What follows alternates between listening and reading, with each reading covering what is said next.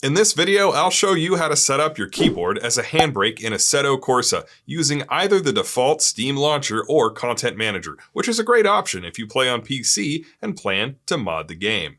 Handbrakes are essential for sim drifting and rally. Without one, you can't control your car to the fullest. But a USB handbrake costs at least $100, and you might not have money for one after buying your wheel and pedal kit. Using your keyboard lets you begin building handbrake technique for free, and you can always upgrade to a proper USB handbrake later. First, you'll need to position your keyboard where you can comfortably reach it while driving. If you want to make it closer to how a real car is set up, put it near your shifter. It needs to be plugged in and powered on before you open Assetto Corsa. Now, let's set it as a handbrake. If you're using the default launcher, use Steam to start Assetto Corsa. Click the gear icon near the bottom to open the options menu. Then click the controls icon in the vertical list. In the controls menu, go to the secondary tab, then scroll down until you find the line for handbrake. You'll see two click to assign boxes. The left box is for a wheel button, the right box is for a keyboard button. Click the right box and it will say, waiting for input. Whatever you click next will be the key to activate the handbrake.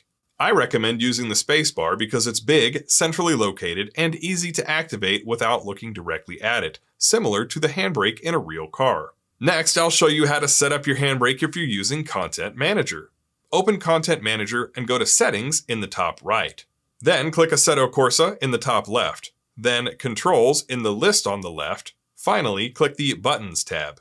Here, you'll need to check the box at the top of the menu that says Combine with Keyboard.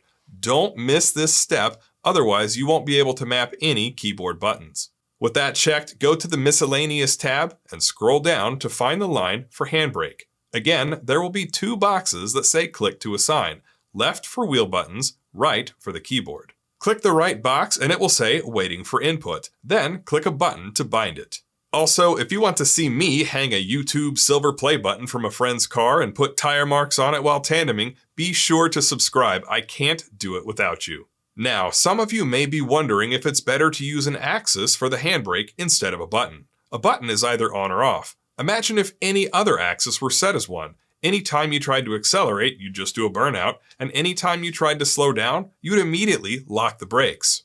An axis gives you the finesse you need to control the car smoothly, right? Well, the handbrake is a unique case because, unlike the foot brake, most of the time that you pull the handbrake, you do it with the intent of locking the rear tires. Now, I do think an axis-based handbrake gives you a little bit more finesse than a button, but over 90% of the time, I pull the handbrake planning to fully lock the wheels, so it's really not as much of a problem as you might think, and it's way better than driving without a handbrake at all.